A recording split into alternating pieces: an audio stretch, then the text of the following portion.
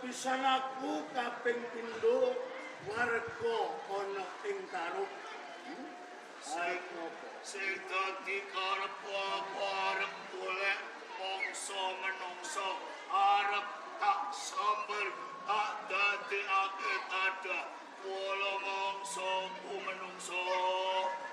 Kanono bedane lawan menungso kuwi kepengin urip slamet.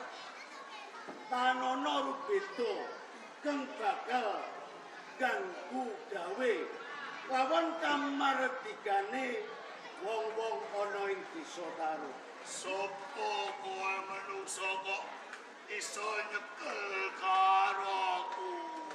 Aku Ki Ageng Sela. Ageng Sela, ya aku trimo kalah karo kowe Ki Ageng Sela. Ora gel.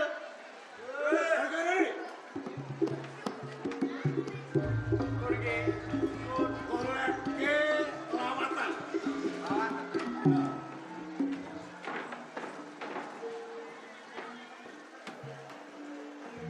Jadi kini ora tak taleni lawatan. Urung tanurung bakal boleh tadah polo mongso warga ana ing Tarub. Ageng Sela, iya aku trimo kalah karo kowe. Aku bakal manut karo kowe Ki Ageng Sela.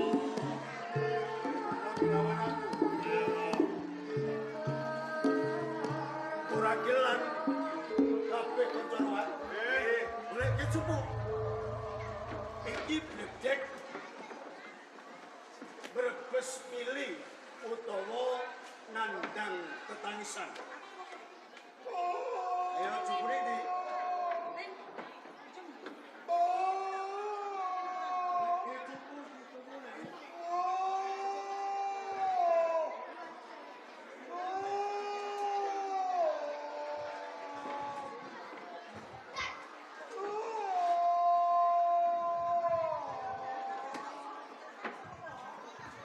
Ageng Sela,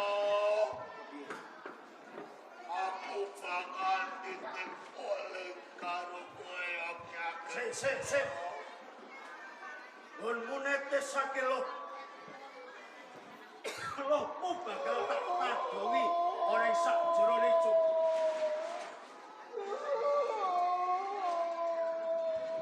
Wes rambut. Apa paling itu? Paling Kok menawa besok ana angin santer mendung lalil mangan udan kang deres kabeh kanca roamu kelemong ngiyop ana ing sawisore wit gandri kelemot dhewene uwo gandri aku putune Ki Ageng Sela. Aku ora bakal nyamber karo para kanca-kancamu Ki Ageng Sela. dadi kowe ninggal weling utawa ninggal wegas lawan aku.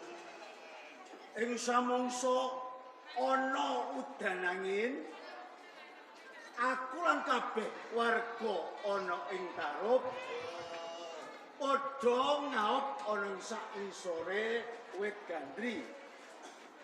Lan ing kono aku kudu ngucap gandri. Aku anak putune Ki Ageng Sela. Ngono.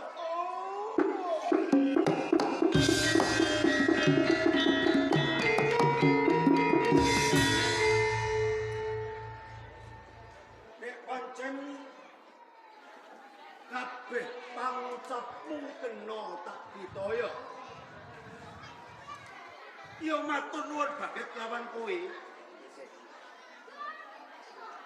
Ing samangsane ana bebendu ing konone kena tak banggakake kanthi ucap gandri aku anak putune Ki Ageng Sela. Iya, Sawentara iku wis kecekel. Raketan kepiye wae iki kudu manut lawan Ki Ageng Sela. Aku bakal manut karo kowe. Wis sawetara apa lagi kono? Kono.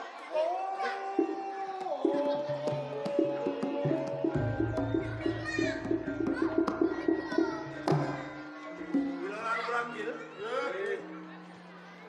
Iki tumete sing loh. Dedek. Kang wujud Gundala Seta. Suno. Gundala Seta iki upama dirapal kanthi ala. Ing konone bakal mujudake santet utawa tenung. Mengko sakbaline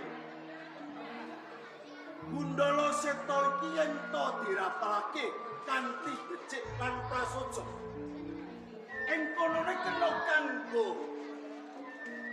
tetamba lara apa wae. Mulane ana ing dina iki aku bakal ngrapal kang becik lan prasaja. Bisa Gundala Seta kanggo tetamba lara kang wujud wae. Inna ma'amruhu ida arada syai'an ya yaqula lahu kun fayakun.